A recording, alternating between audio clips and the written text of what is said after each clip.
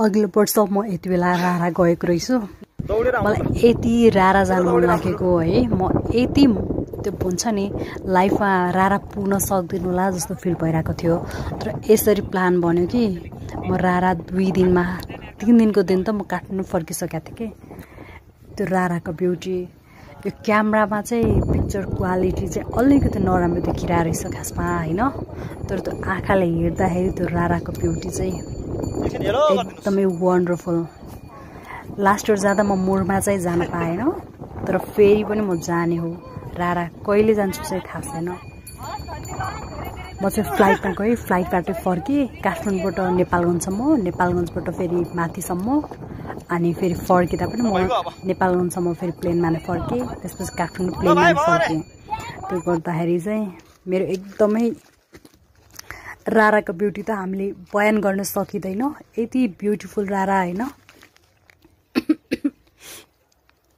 मलाई चाहिँ रारा जाँदा लेक लागेको थियो, मलाई आइडिया पनि भएन खासमा। म जाने बित्तिकै रारा देखाउँछु भनेर म फ्यामिलीलाई चाहिँ भिडियो कल गरेर बसिरहेको थिएँ। त्यो गर्दा चाहिँ मलाई त्यो मुख पनि छोपेन, आइडिया पनि भएन। फेरि यता गरिमबाट सिधै त्यो जाडो चिसोमा गएको, यस्तो हावा चलिरहेको थियो अनि मलाई त यस्तो रिङ्गटा लागिरहेको थियो।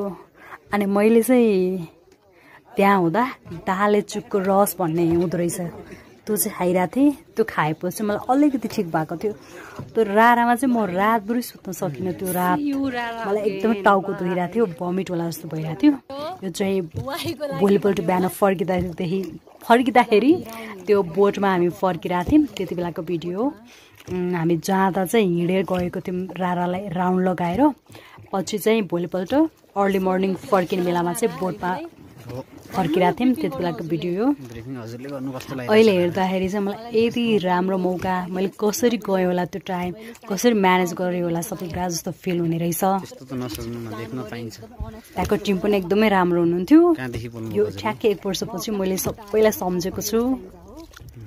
मिल्यो भने फेरि रारा जाँदा भेट्नुपर्छ।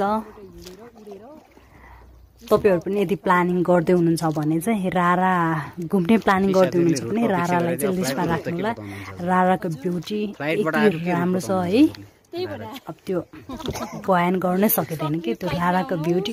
अझ मोरमा टप जान पाएको भए चाहिँ यस्तो बबाल देख्थ्यो। त्यो चाहिँ मैले मिस गरेँ, किनभने मैले खास त्यति धेरै प्लानिङ गर्न पनि पाएन नि योपालि भन्नाले लास्ट इयर। अहिले चाहिँ मैले यसो याद गरेँ, ओहो एउटा भिडियो बनाउनु पर्छ भनेर मैले त्यो मोबाइलबाट भिडियोहरू कलेक्ट गरेर अनि त्यसपछि भिडियो बनाएर हो।